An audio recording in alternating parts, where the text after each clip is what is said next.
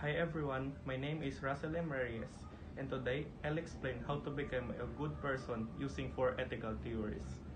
The first is utilitarianism. Utilitarianism focuses on maximizing happiness and minimizing suffering. For example, donating to a charity increases overall happiness, making it a good action according to utilitarianism. The next is deontology. Deontology is about following moral rules and duties. If you find the wallet, returning it to the owner is the right thing to do because it respects their property rights regardless of their personal gain. Next is natural law. Natural law emphasizes actions that aligns with human nature and reasons. For example, pursuing education, for instance, it is good because it fulfills our natural drive for knowledge. Next is virtue